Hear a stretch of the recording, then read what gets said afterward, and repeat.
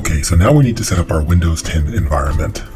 And the easiest way to do that is to download Windows 10. We can go to the Eval Center, and if we click Get Started, and then we click Windows 10 Enterprise, right? And this is just going to give us a 90-day trial. Scroll down, click Continue, put in your name, 64-bit, English. Let's let it rock. All right, I will resume once this download finishes, and I'll show you how we can install it. All right, now that we have Windows 10 downloaded, let's go ahead and set it up. So we'll just go to Workstation, File, New Virtual Machine. We're just going to go through the typical recommended installation, make sure the path is pointing to the image we downloaded, and you can see Windows 10 was detected. But we don't want to do it that way. What we actually want to do is we want to say, I will install the operating system later. If you do it this way first, you will receive a licensing error. So you just want to say, I will install the operating system later. Click Next. Make sure it's Windows 10 64-bit. Next. We're going to name this WinVictim-01 because it's the victim. And we'll store it all as a single file. Let's customize the hardware here. Everything's looking good. We'll set this to bridged for now. We're going to end up changing it back to VMware 1 after we get everything updated and established.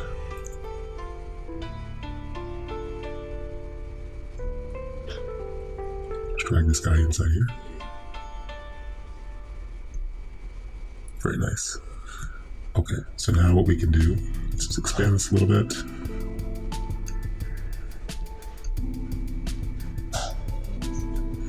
And let's just start the virtual machine. We'll have to disable this later, the side channel mitigations.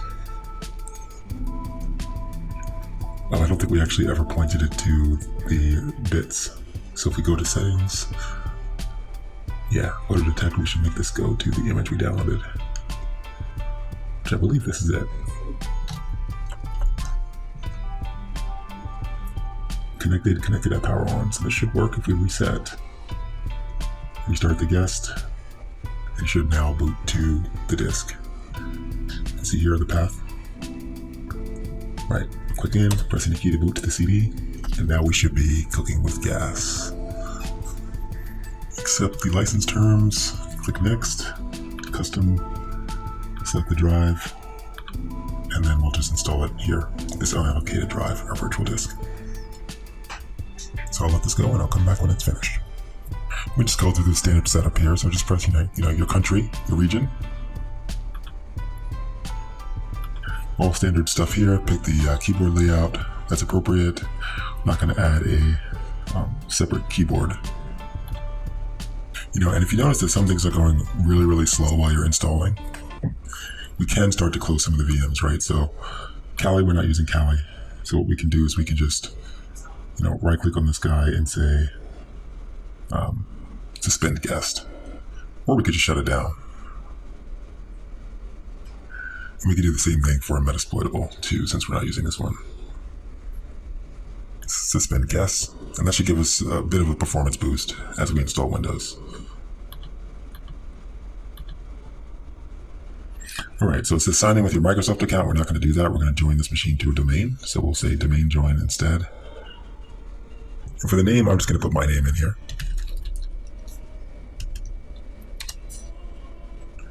And we're going to use the default password that I typically use, password-123.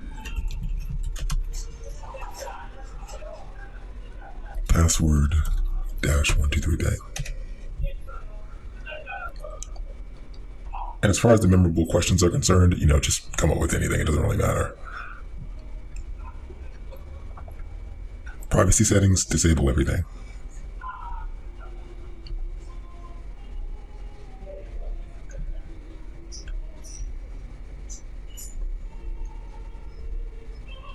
Sounds good, and let's click Accept. We're not going to configure Cortana.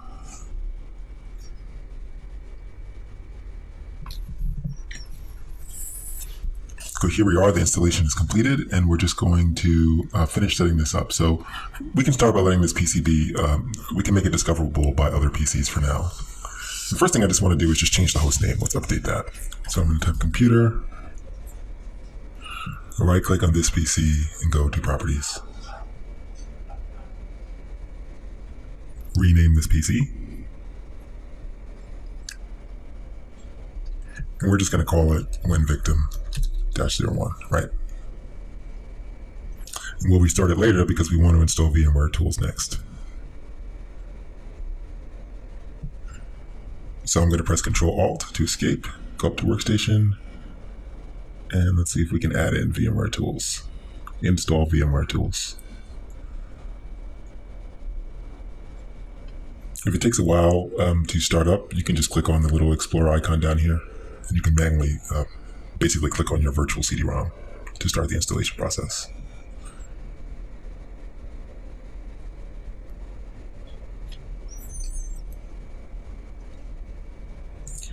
All right, so here we go. I'll kick this process off.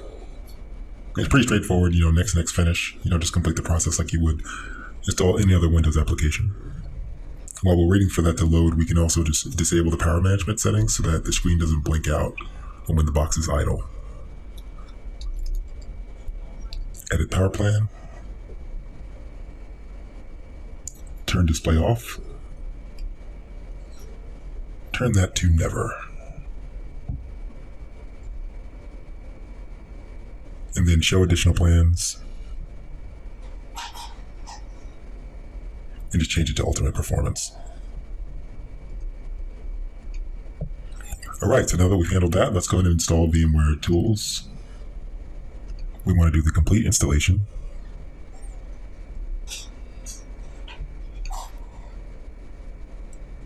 And the screen may flicker during this process. You might lose internet connectivity for a moment. And that's just because it's configuring the display adapters and your network adapters.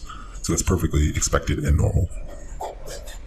You can see here it discovered the printer on my network, so that's kind of interesting. That's because right now the virtual machine is bridged to my local area network. After we finish setting this up, we're going to change it to VMnet1, so it's host only. We're going to instrument it with Sysmon, Wazoo, OS query.